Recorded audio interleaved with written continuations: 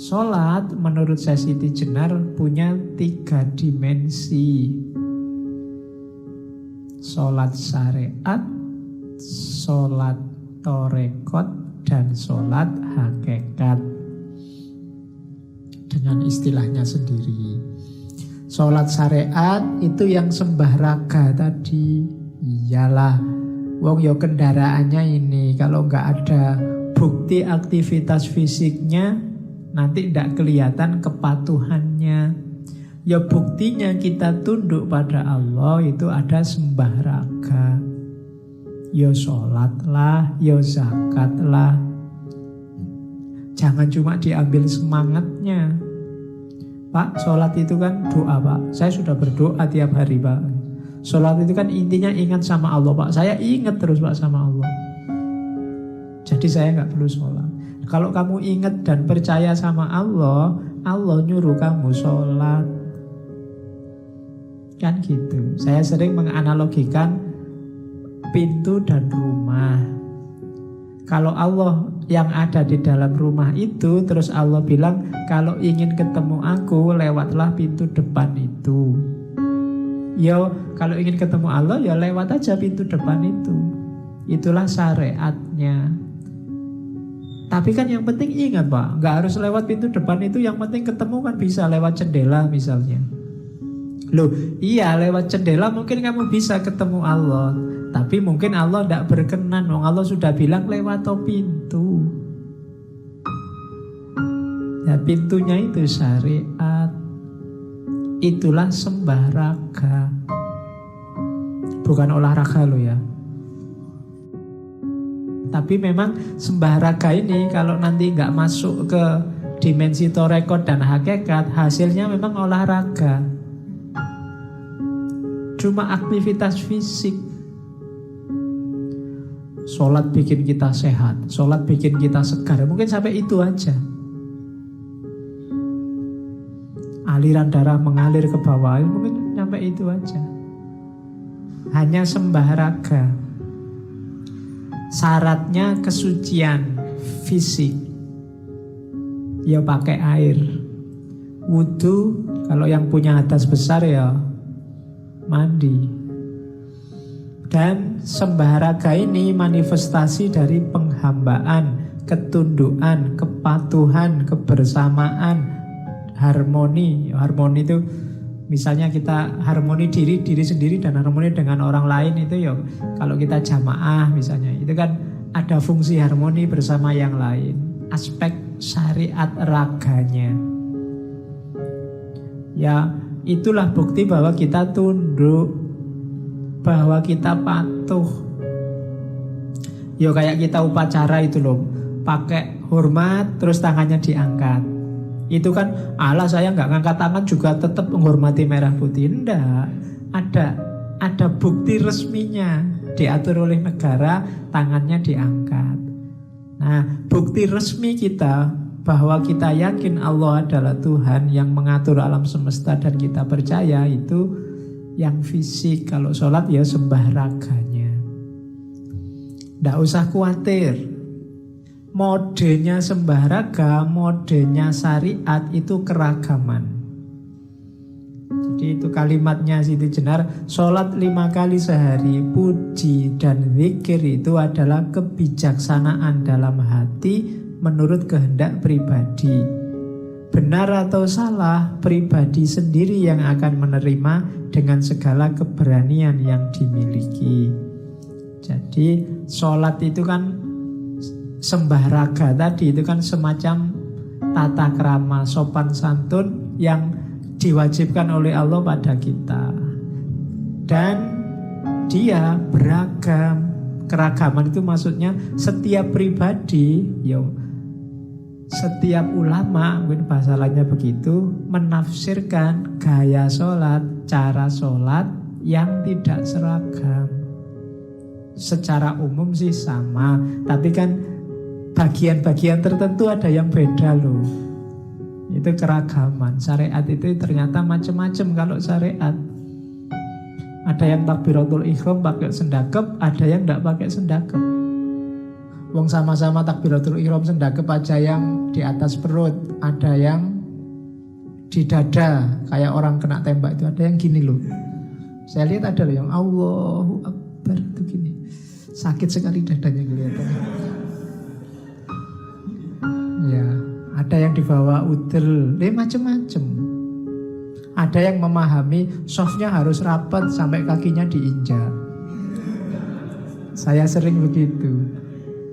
Kaki diinjak kita minggir, dikejar lagi, minggir lagi, dikejar lagi. Ayo. Iya. Kamu sholat kok jadi perlombaan nginjek kaki. Jadi kan itu syariat macem-macem. Nggak usah kaget, memang modenya beragam. Nggak apa-apa. Setiap orang sholat sesuai kemantepannya masing-masing. Itu tadi makanya keyakinan hatinya masing-masing. Loh, orang yang yakinnya benar di dada atas tadi, kalau dipaksa sholat disuruh menurunkan sendakepnya, ya dia jadinya tidak khusyuk. Orang yang biasanya mepet sampai nginjek kaki, terus dia tidak bisa nginjek kaki, itu gelisah mesti sholatnya. Aduh, kapan dapat kaki ini ya biar sholatnya sah, kan mesti begitu. Jadi itu modenya syariat, beragam, tidak masalah, jalani aja sesuai kemantepan. Itulah karakter dunia fisik. Fisik macam-macam. Mau tasahud aja ada yang biasa, ada yang bergetar, ya kan? Itu cuma sekedar tasahud. Ada yang tidak berdiri sama sekali, lemas terus. Ada yang seru, macam-macam, coba aja kamu lirik. Jadi itu modenya orang sholat. Ya monggo, masing-masing mazhab punya aturan sendiri. Terus itu level sembah raga. Naik kelas dikit ada namanya sholat torekot atau sholat torek. Ada yang bilang torek itu bukan torekot, tapi dari kata-kata taroki. Taroki itu naik, lawannya tanazul. Tanazul itu turun. Ya monggo lah. Tapi istilahnya memang namanya sholat torek. Sholat torek ini sembah cipta. Jadi inilah dimensi batinnya sholat. Sholat yang tidak cuma olahraga. Kalau tadi yang jasmania bersucinya pakai air. Yang ruhania bersucinya memerangi hawa nafsu. Kenapa banyak orang mengeluh susah sholat khusyuk? Karena belum bersuci. Masih penuh hasrat, penuh ambisi, penuh hawa nafsu, apalagi yang jelek-jelek. Konsentrasi mesti susah. Batinmu masih rame, urusannya masih banyak. Urusan macam-macam dunia ngantri di dalam sini semuanya. Susah sholat khusyuk. Lagi enak-enak sholat ini muncul semua satu demi satu. Saya pingin khusyuk, nggak pingin inget-inget ini, nggak pingin inget-inget ini. Yo, ketika nggak pingin itu muncul satu-satu. Jadi belum bersuci. Sucikan dulu, buang semua yang duniawi. Apalagi yang sifatnya hawa nafsu. Saya lupa mendengar apa membaca di mana. Itulah antara lain makna gerakan takbiratul ihram yang mengangkat dua tangan, sejajar pundak atau sejajar telinga. Itu semacam isyarat semua yang di luar hubungannya sama Allah minggir. Minggirlah. Begitu katanya. Itu simboliknya, tapi yang jelas perangi dulu hawa nafsumu. Kalau batinmu masih rame, akalmu masih rame dengan hasrat, ambisi, nafsu, mbok kamu punya sertifikat sholat khusyuk 5. Susah kamu, kan ada pelatihan sholat khusyuk itu. Iya, sholat khusyuk sekarang jadi pelatihan.